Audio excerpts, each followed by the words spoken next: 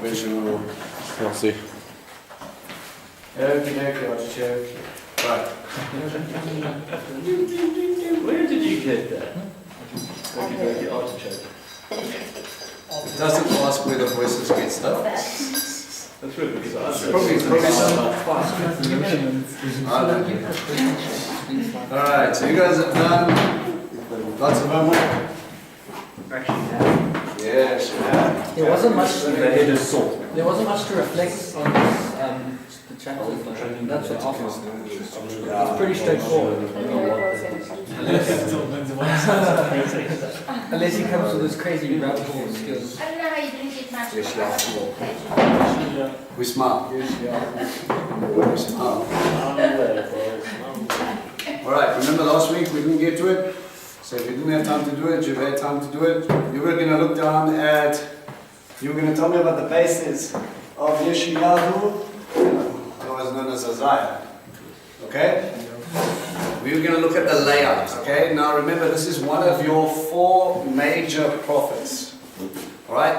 So basically this is one of the big 4, the other being Jeremiah, Ezekiel and Daniel. Right? This covers obviously a vast reign. Okay? With a couple of kings. And we need to just touch base. Alright. Okay, the point of the prophecy, the point of any prophecy is to what? Bring them back. To direct. Them, to direct, to bring them back, to comfort. Comfort. Remember? Very good. Mind you, There's points where he says, where he goes, there's big destruction coming if you don't fix up, but don't worry, I will be there, I will be with you, I will keep a remnant, I will do this, I will do that. Okay? Under which kings was Yeshayahu, Isaiah, Yeshayahu's reign? Uzziah, Jotham, Ahaz, and Hezekiah. Alright, so we've got covering A roughly. lot of kings. So, Oh, there comes another one. oh, Oh, another one busted out. Uzziah, Jotham, Ahaz. Hezekiah. Ahaz, Alright. Some might even say that he died within King Manasseh. Is it double name? Yes. Manasseh. Yeah. Manasseh's reign. Okay? So we could argue that we know definitely for sure this is a Nevi area. Alright? So you're going to tell me roughly, very quickly, what type of kings these guys were before we start destroying everything. Uzzah and Jonathan were good kings. Uzziah and Jotham. Yeah. Okay? And his was only bad either. Other was Uzziah, bad. good. Wasn't he Jotham, raised from good. young? Ahaz, Yes. Big baddie. bad. Hezekiah, Good. Well, Ahaz, yeah. Manasseh, Manasseh? bad. And then good. Very Bad bad. and then good, yeah. mostly bad, mostly good. Very, very bad and then good. And then major Like repentance. in that. sacrifice of children Right. that we cry for. Oh yeah, afterwards, whoops. Yes. Alright.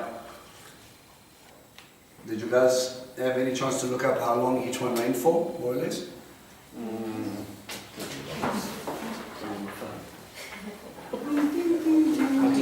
Uzzah was reigned for 52 years. Go. I can give the dates. Oh no. Give me, let's not try and break up the dates. Well, give me a basis starting point for Uzziah. 52 years. Okay, he was 52 years. Started when? Oh, Plus minus? 791 yeah. to 740 BC. So 791 BC. Alright. Joseph? 16 years, 750 BC. 750 BC. And then done. Ahaz? It's coming. His was 20 years, Just want to prove to myself. 736.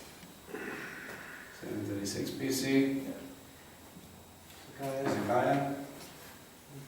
Over 29. 29 years. And he was from 25. 716 BC.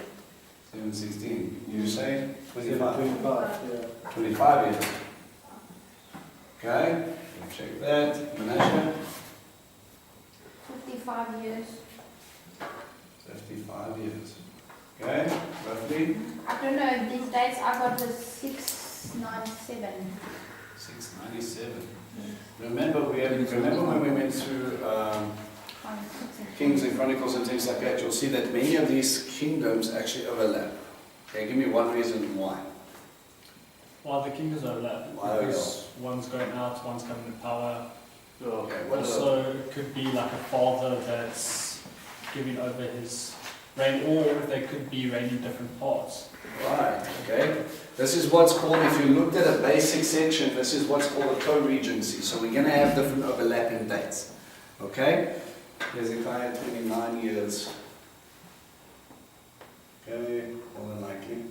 Also got 29. Alright. In my cheat sheets. Okay? Alright, there's just a highlight reel. Uzziah had major victories against the Arabs and the Philistines. There was a defeat against the Assyrians. Okay?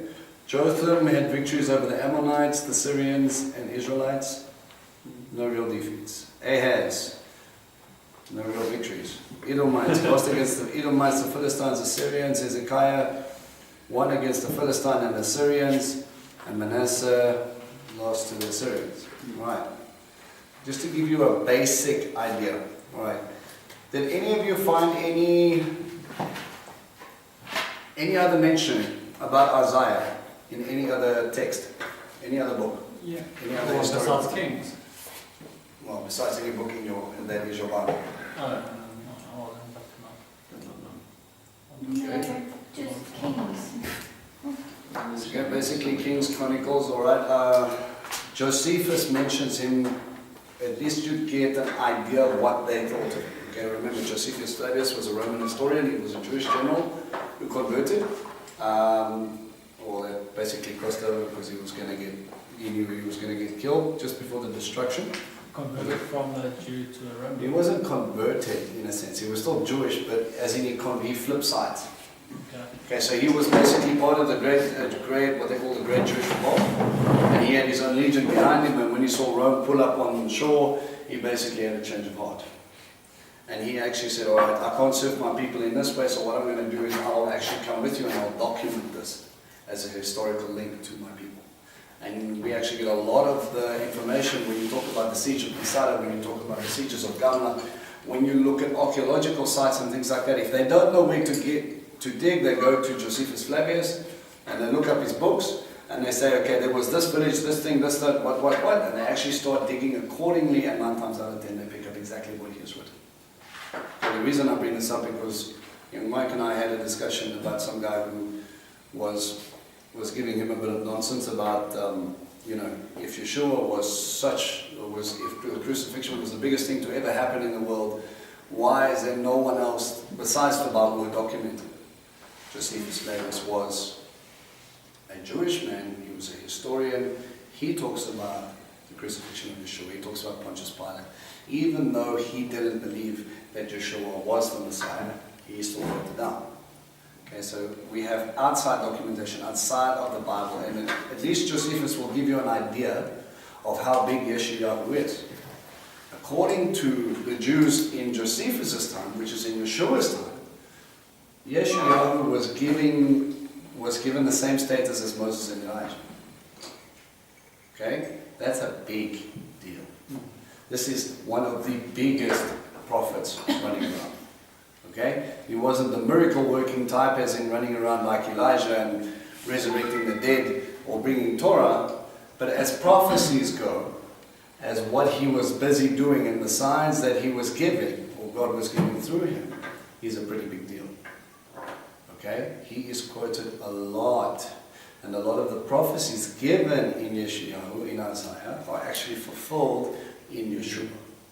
What do I mean by fulfilled? And he upholds it. Brought into Brings being. into- Okay? Not nullify, not take away, but brings into being. Okay? He establishes it. Okay? Yes. Now, Yeshayahu, anybody look up his name? Yeah. Vidavante is salvation. Alright, it is salvation. So it's a similar root to Yeshua. Okay? The Messiah's name. and also Yehoshua, which was Joshua.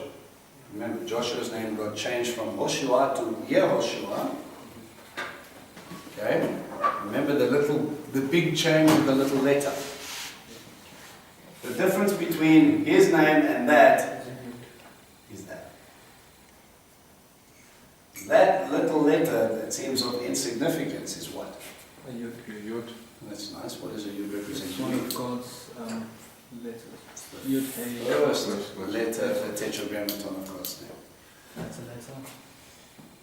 So as saves, says, no, boy, you're not going to do this.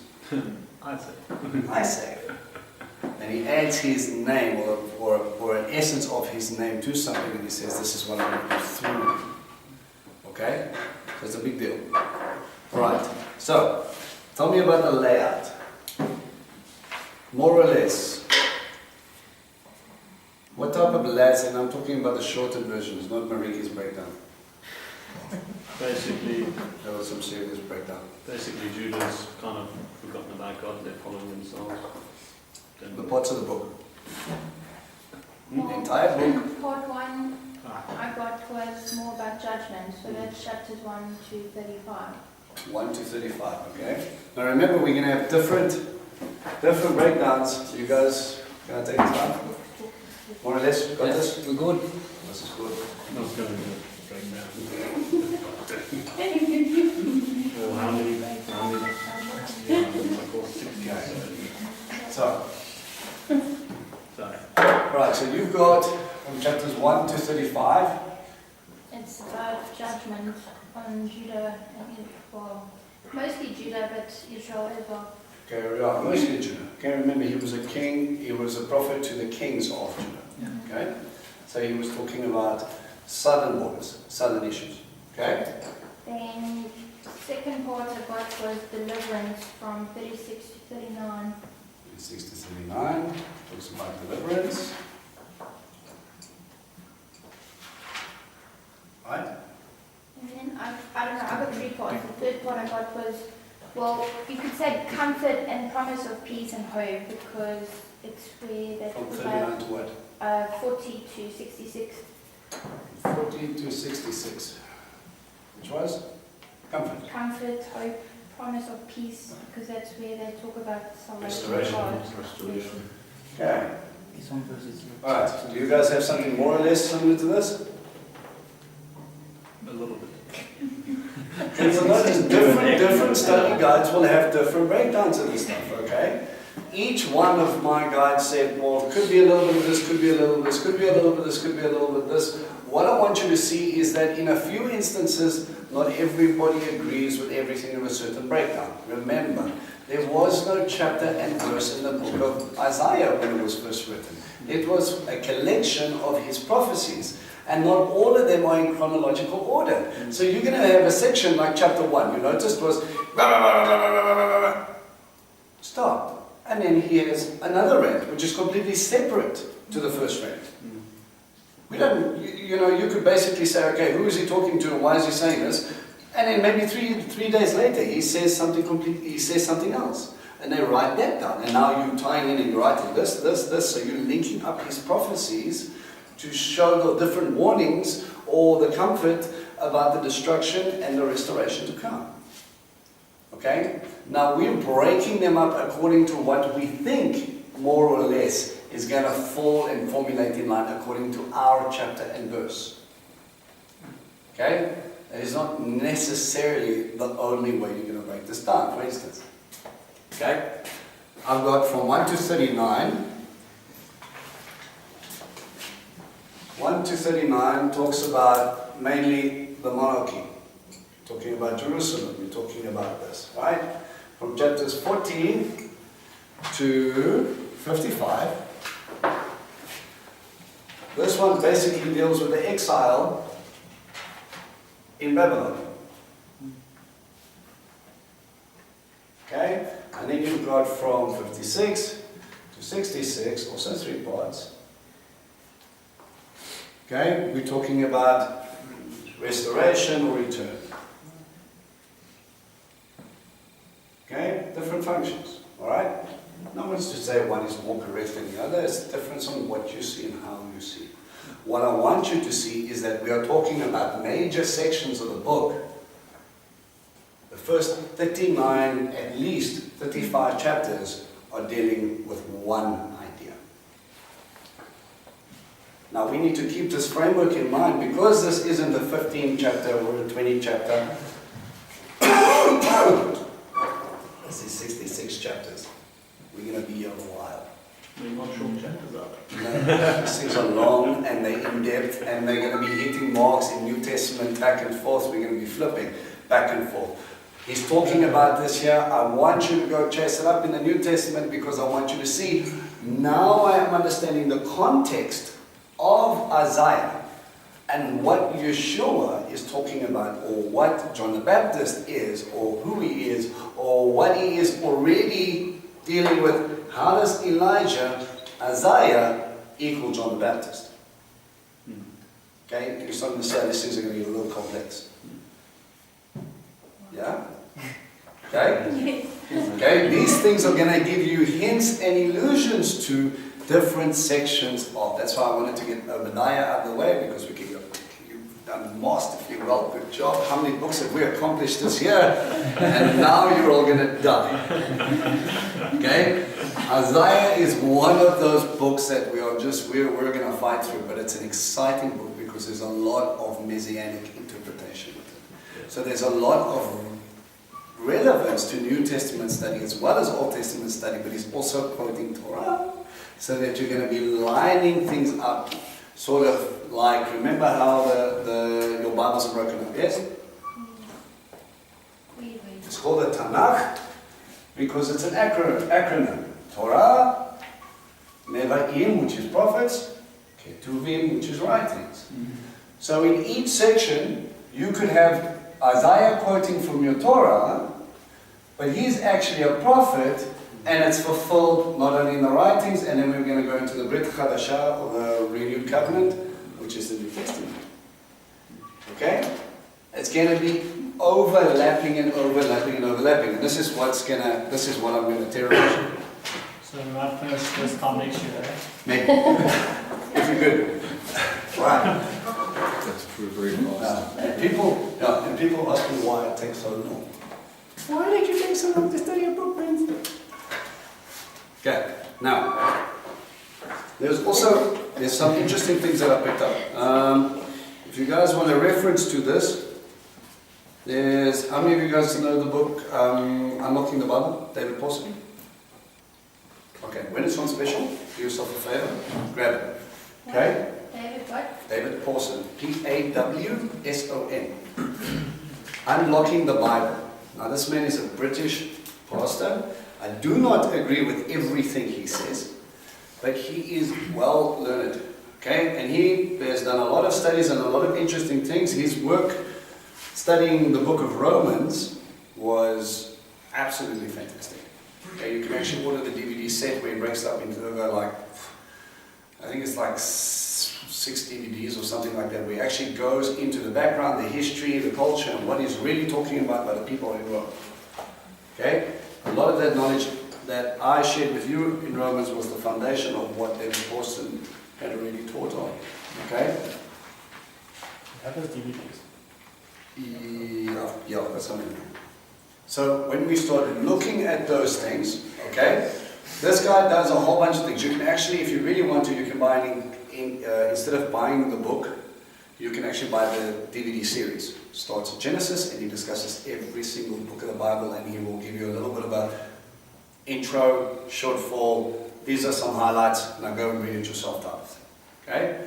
The only real thing I had a little bit of a wobble about is, and I'll warn you about this so that you just understand that he's not exactly where we are, is that he considers the old covenant to be gone and the 10 Commandments are like something that needs to be thrown out.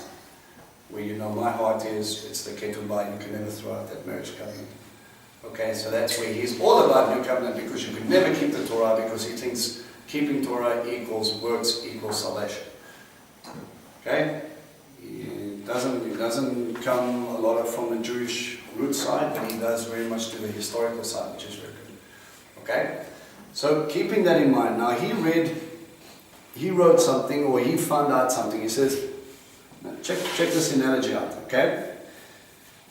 Whether this guy did it or not, whoever subdivided the books of Isaiah, right? Easy target. Whoever subdivided the books, whether he realized it or not, did something very, very interesting. Okay? We have 66 chapters. Alright? How many books of the Bible do you have? 66 chapters. 66 books. Alright? Now if you take a look and you break it up into two parts, your first part goes from 1 to chapter 39, and then the second part goes from, as God, well, it's 39 books. Well, let's just say this. 39 books. You're going to say it refers to the Old Testament. Got it right. And the second part, with two different themes. The theme of the first 39 books is exactly the theme of the Old Testament. The second 27 books is exactly the theme of the New Testament. Okay? Now, if you take these different sections and you can further subdivide them into 3 different sections. Okay? And within those 3 different sections, you will find certain themes. But before we get to that, okay? Check this out. Chapter 40, at exactly where this starts, the second section starts at chapter 40. The first verse is, or the first portion that comes into, is, there's a voice crying out in the wilderness. Exactly where our New Testament starts, when it starts referring to John the Baptist. Okay? And then you start also looking at, when you're breaking up the middle sections, okay? It says if you break up these sections, it breaks it up into three sections.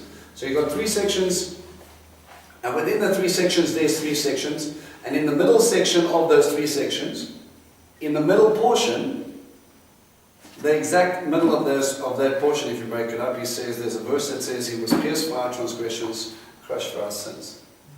Chapter 53, verse 5.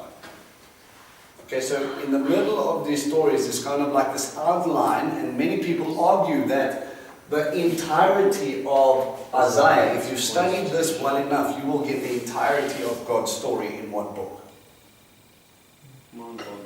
So when we start looking at it, and this is a guy, obviously, remember, it wasn't always written with chapter and verses, but the way this breaks up actually falls very nicely in line. Okay? It talks about,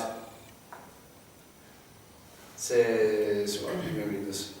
There's a servant of the Lord anointed by the Holy Spirit. He dies for all the sins of his people and is raised and exalted to his death.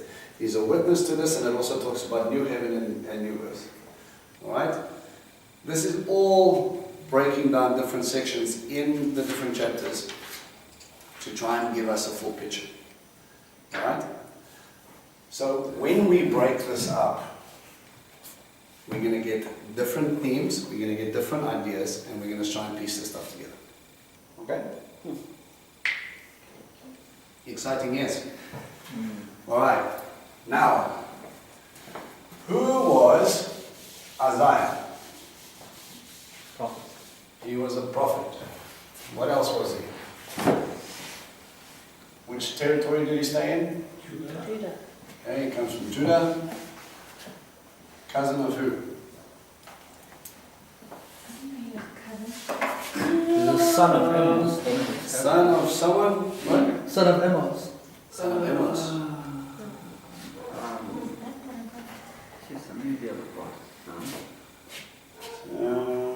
He It's was mentioned elsewhere. Bambi.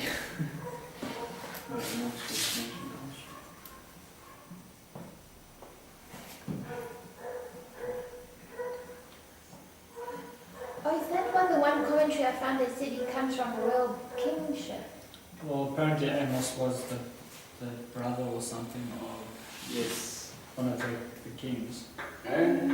He's the cousin of King Uzziah, by most people's evaluation. Okay? So immediately specifically tells you what type of lifestyle and what type of education did this man have. Super clever. Okay. Super. This is a Moshe type of education. He's lifted up. He knows about the courts. He knows about the king. When he talks and he gives prophecy, it's the cousin of the king. All of a sudden there's this close relationship and it opens up this whole prophecy. This is not a sheep herder from Tekoya who just randomly walks up and he goes, hey guys, I think I've got something to tell you. This guy has a lot of political audiences. And we can say, maybe that's why he's so concerned with the monarchy. This is family, man. Okay? He also knows what kind of influence they have on all the people. And if he's a God-fearing man, he'll understand exactly what Torah has said about being a king. And he will know this is what's going to happen. Now, was Isaiah, did he know that these people were going to listen to him or not? No, I don't think he knew. Well, there will always be remnants. Well, when we start going through the chapters, you'll see that God had already warned him that he will give him words, but these people will refuse to listen. So he knew he was going out in certain cases, at least, to people who weren't going to listen, but he had to speak anyway. That's a tough crowd. So I'm going to tell you something about God, and if you don't change your ways, there's going to be destruction. This is why he can flip so quickly to, Don't worry. this is what's going to happen if you don't do this or do this. But yeah, don't worry, there's a remnant, and we're going to be sorting this out, and God's going to be taking care of this, and we're going to be doing this, and all the rest of it, because he actually knows that the people that he's going to be talking to, God has already said, I know their hearts. They won't pay attention to this. They don't care about this. But I need you to go and warn them anyway. It's actually told so they can make the choice. This is similar to all of the prophets. When you think of Moses with the Israelites, I mean, time and time again, they were, I mean, even God said, not one of you will enter the promised land. You still have to walk with them, you still have to Yeah. rebellious, stiff-necked people. The reason I mention this because doesn't Yeshua say something about Yeshayahu was right about Jewish people when you say you honor me with your lips, Yeah. and yet your hearts are far from me. But, because Isaiah is now going to talk to the people, right? But, And to the kings. and to the kings. What kings? Because isn't Isaiah a good king? Uzziah was. But you're talking about, this was giving you a time span of who he was with. So while he was with Uzziah, maybe he didn't do much prophesying. But when it came up to the guys that were slipping, remember even King Hezekiah wasn't perfect, although he was predominantly good. Manasseh made massive return, made massive teshuvah. But for most of his life, he was terrible. Okay? So we have moments of, when we say good, bad, it was predominantly the case, but not all full the case. Manasseh made some of the biggest teshuvah as far as I've seen in any one of the kingdoms. You know, he literally turned and he fixed up with God and he came back in a big way. But there was the consequences to that. So when he prophesied, maybe it was during their bad stage. Hezekiah struck down with illness. He wasn't perfect. He also made mistakes. So maybe those prophecies came in with that, or maybe he was talking to the people as well as mentioning to the kings, saying, hey, you're going to stop your ways. Remember, the reform always, or should have always started from the top. It always should have been, it was the king's responsibility to bring the people's heart back to God. This is what can be instituted, this will what be set up. But in cases when the kings are so stubborn, I believe he would actually talk to the people and say, if you don't stop this practice, there's going to be issues. Get up or restore king, there's going to be problems. Okay? Look at Pharaoh, look at his people. You mentioned it was the people urging Pharaoh, saying, you know, don't you realize this is the finger of God? Yeah, don't you not know that Egypt is destroyed already? How long are you going to carry on with this? His sorcerers were coming up to him and trying to shake him away. So when we look at these things, we've got to stop and we've got to look at the different people he's reaching, specifically because he has access to political court. And the people he's talking to can be not only just the kings, but high-ranking officials as well as to other people, because what's announced in the courts is carried out. Alright? So, how many, was he married, unmarried? Married to? Didn't get her name, No, just said the prophetess. prophetess. Right, no one knows her name. He was married to a prophetess, so maybe she prophesied as well. Okay? She was married to him. I believe she probably prophesied as well. That was what she was. Otherwise, she just would have been called Miriam or whatever. Wife She of. had a wife of, yeah. She had her own specific calling. Now, that's a tough house to live in. Yeah? But at least she probably understood what she was, what was going on. How many sons? 2. 2 sons? Please don't make me say the name. Thanks for volunteering, Shawnee. Shear hyphen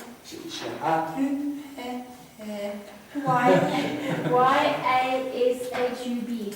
She'ar, She'ar, Yazul. Yashab. Yashab. Okay? She'ar, Yashab, which means what? The remnant will return. Remnant shall return. And the first son? And then, yes. Yes, Maher Sha'al Hazbaz, meaning what?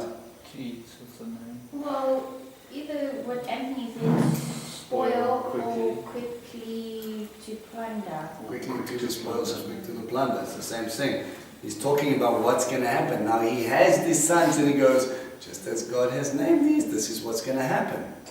Quickly to the spoils doesn't mean grab up all your stuff. That means that's what they're going to do. He's going to plunder you quickly.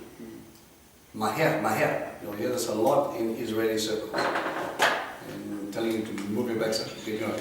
Okay? So these sons will be written up. There's a third name in connection with a boy. Any ideas what that boy's name is? What? I'll give you a verse as a hint. A maiden or a virgin will bear a child. Yeshua. Not Yeshua.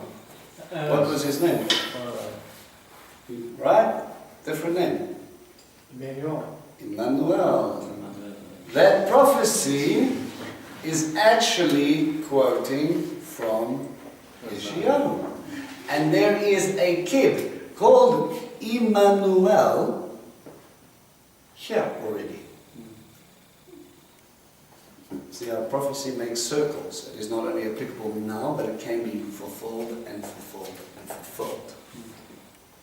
Just like when we study Amos or Hosea, how many times did that seem so applicable then, and it was applicable in what they were going through, and it was applicable later, and it was applicable in our time? Because that's exactly what's happening. Are we getting confused already? Well, I know Samuel's mother or something. She prayed for the saints. Hannah, Shmuel, yeah? But that was in her old age. He had a specific terminology, and Alma. No, Well, I'm just see, saying, yeah. it's different. Also Samson, also thing, which was a Maccabi, or also I guess other. Exactly. There's so many of these things where it comes in and it's stated, God will take care of this. God will install. God will open up the womb. And when He does, something big is going to happen. Now remember, these sons are all nice big warnings. Okay. So, we're all going to more or less breakdown of what's going to happen here.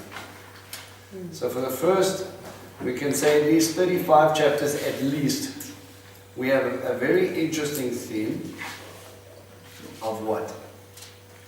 Bad use, snake on the nose. Right, which is funny because it's always laced with something, there's always lacing with good news, right? But the jumps. Yes, it does. Like chapter 1 is smacking on the nose, chapter 2 is talking about Revelation and time prophecy. I know. You're like, yes, that is so applicable right now. I don't understand.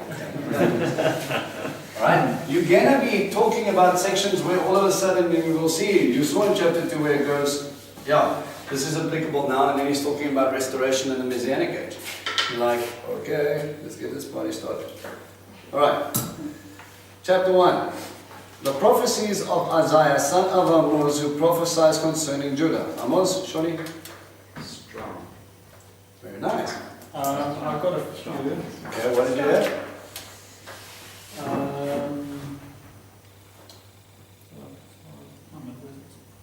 Amos meaning, okay, strong, robust. Okay, strong or robust. Ben There's some other ones. but I Yeshayahu? don't know. means what again? Son. You, Yeshayahu? you have other salvation. I only got Uzziah. Uzziah, that's the only one that got like something. Okay. Well, that's the There is thing. a- At least you guys are still didn't think. Good job. Right. So, a strong son of the salvation of Hashem. Sound familiar? Yeah. I say nothing more. Who prophesied concerning Yehudah, Judah, means what? Praise. Praise. Sorry, where did son come from? Oh, because Son Isaiah's son. Isn't Okay. Usually the son would be so strong son him, of son salvation of of. men. That's how it would be. Salvation, Hashem is the salvation. Insane is your salvation.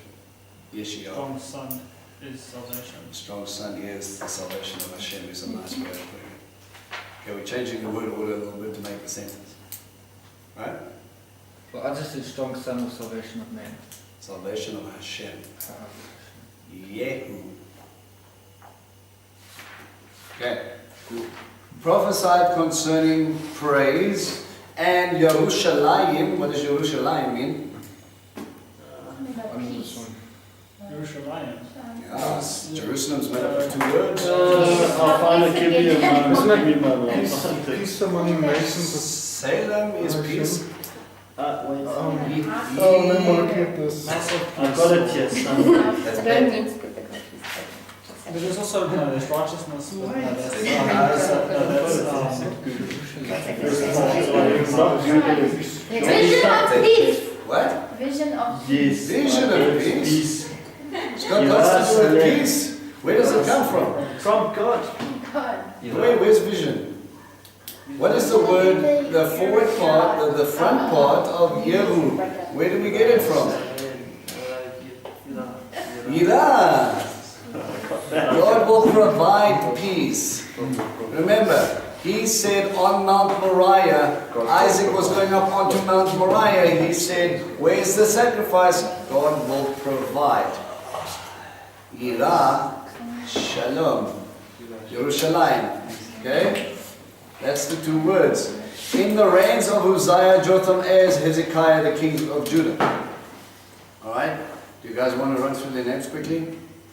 I've only got Uzziah. Uzziah means? My strength comes from Yah. It's a nice name. But, sorry, what did you say? Jerusalem? Something peace? From Yah. Yirah. God will provide peace. Yirah, or it's Yahweh Yirah. Yirah means to provide.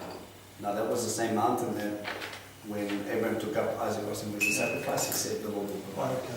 That Yirah comes from there, and because he was already, when we look at Melchizedek, he was the king of Salem. Yeah. 2 words together. That's where they get Jerusalem from. Okay, Jotham, Perfection of the Lord.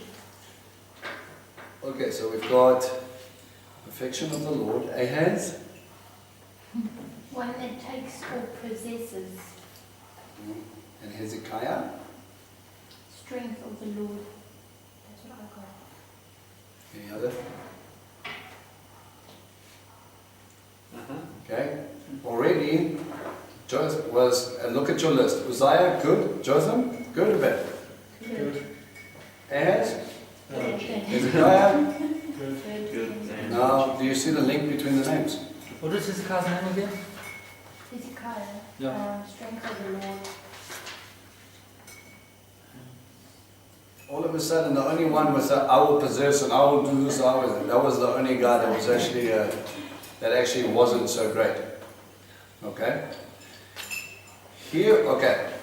Before that, this is what's called a superscription. So we didn't do Manasseh. You, I don't do We weren't, he's not in. I said it's a plus minus, so I'm trying to give you a timeline. You can look up Manasseh. Ephraim and Manasseh, what does Manasseh mean? Forgetfulness. No. Yes. So this doesn't again. Amanda. Manasseh means to forget my. No, forget my affliction. Perfection of God. Hey, Forget sorry. my- Raheem was double Is portion. that Jotham? Yeah. Perfection of God.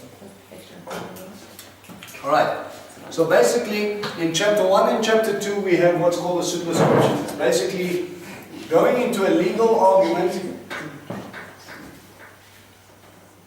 A legal argument. Remember we dealt a little bit with this with Obadiah? Even if I spelled it funny, it looks funny. Okay? Where he's going to start dealing with a specific thing. Now, chapter 1 is basically one single speech. Alright, this portion here that we're going to read is mostly read in a section of Tish B'Av. What's Tish B'Av? Tesha B'Av. Tesha. Is Probably the temple of the house of Tesha God. means 9. No. B'Av is in the month of Av. What happened on the 9th of Av? Isn't that the tabernacle? Is it not? No. It's Lamentation. 11. Lamentations. There's a book in the Bible called Lamentations. Okay, on the 9th of Av, tradition has it, the 12 spies brought bad report. On the 9th of Av, the first temple was destroyed. On the 9th of Av, the second temple was destroyed. On the 9th of Av, apparently, Jews were kicked out of Germany. Lots of bad things happened to people, God's people, on the 9th of Av. So this is a time of mourning, where still, even on the 9th of Av now, they will remember the temple that was, and they will mourn because they were the ones responsible for destroying it. They have a slightly different reason. They believed it was because of infighting. We know it was because of the Messiah. Okay? And every time in here, on Tish B'Av, this portion is read. Hear, O heavens, and give ear, O earth, for the Lord has spoken. Okay, so heavens and earth, pay attention. He's calling witnesses. Witnesses that were there from the very beginning of creation. What was created first? Man or the heavens and the earth? You in, okay? So, he says, you have seen this. You have seen where these people come from. You are going to give witness to them because they have forgotten something. They have forgotten the creation. They have forgotten the purpose. They have forgotten on why they are here. Give ear, O earth, for the Lord has spoken. I reared children and brought them up. Immediately, he's telling you relationship. He didn't say, I created man.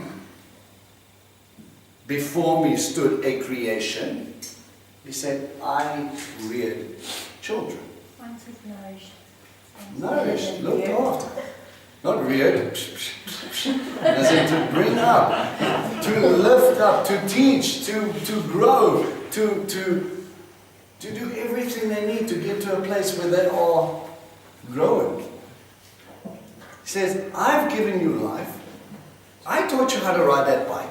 I was there when your first tooth went missing. I was there when you scraped your knee. I was there when I did this. I was there when you had nightmares. I was there to protect you from those bullies. I was there when you needed food. I was there when you moved out to your first place. I was there when you were panicking because you heard a noise and you didn't want to cry because you were the only dude in the house.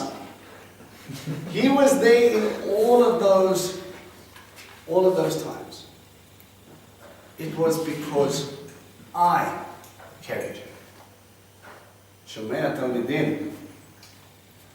Listen carefully. It is God who gave you breath. It is Him who caused you life.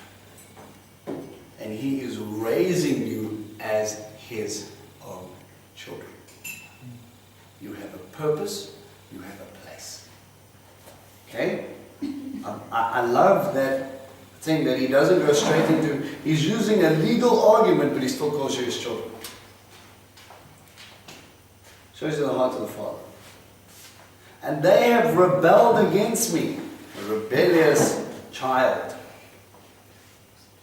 And this is where it gets a bit nasty. An ox knows its owner, a donkey its master's crib. Israel does not know.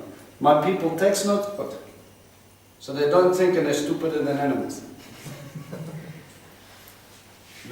How is it that a donkey and an ox recognize me as king and you don't? Our sinful nation, people laden with iniquity, carries on with the imagery. Laden, heavy. What does your translation say? Weight down. Weight down. Sin is chains that hold you back. It's bondage. It's Mitzrayim. It's literally Egypt. It's what keeps you from moving forward. I know it's a little bit off topic, but this is the most ridiculous thing ever. We literally, in our ignorance, pick up weights and we put them on and we attach them to ourselves. And then we whine because it's so heavy. And it's so hard. And I feel so alone. And God is so unfair because it's like, come on. Oh God, move. Let me take someone. No, we do it myself. It's like, you know, when you see a child trying to carry a suitcase or a bag that is just so heavy for them, but they refuse, they want to do this. Yeah, seen that before. And you just kind of step back and you're like, okay, let Daddy know when I can step in. Anytime now. And we fight, eh? Just one more step with this baggage. I just want to go.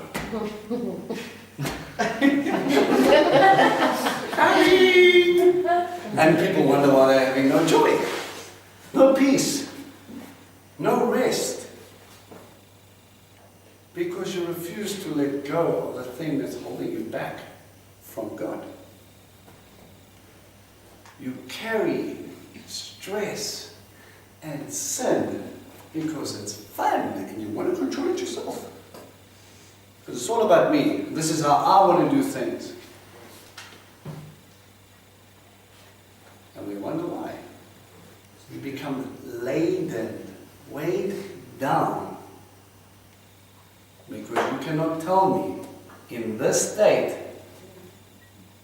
like me, when the lights go out and you're all alone, you don't feel as strong as what you're showing up. You're looking around and you're in a dark room and you want to give up and you want to let go. And this place, this life is pointless, it's stupid, there's no way of getting anywhere, I can't do this. God literally has to come in and he has to take off those chains. And he goes, this is about forgiveness. This is about stress. This is about trusting in me. This is about all the stupid things you've done to yourself, so now your body is not working properly. And now you hold Daddy's hand and let's go for a walk. And you start to feel free. And you start to have peace. And you start to sleep well. And you're not freaked out about being alone anymore because you realize you were not alone. We cause ourselves agony and pain and loneliness. We cause ourselves stress, issues, and fighting. And we run away from the one person that can remove that from us. For what? Because you want to be right? Because you don't want to listen to your parents? Because you're a big, strong person and you can deal with this by yourself? I can say these things, I've done them all. Wow. Sorry, just have to share. It's so funny that you actually mentioned all of that now, because that's what I was struggling with since when now we're now 11 months at work because of this one production manager who just doesn't, I don't know, got brings it out. And today I just like all of that. I just sat there like, God, please, I can't anymore. I can't stress about other things, it's not me. And then it was like as if, I don't know, something weird happened. He just became a production manager. I was like, oh, thank you. When we're ready to give him the suitcase, Yes, because for 11 months I was trying to do it myself. Doesn't Not a work, good man. idea. Doesn't work. We literally drives ourselves mad. Then he's standing there going, let me carry it. Why do I do it myself? And I can make fun of these things in a kiddie sense, but we don't realize the danger we put ourselves in a spiritual sense. Because when you are laden, you become tired, you become an easy target, and you refuse to fight because you're not going anywhere. You people that were baptized tell me I'm not hitting buttons, yeah, man. How can you hold your arm now?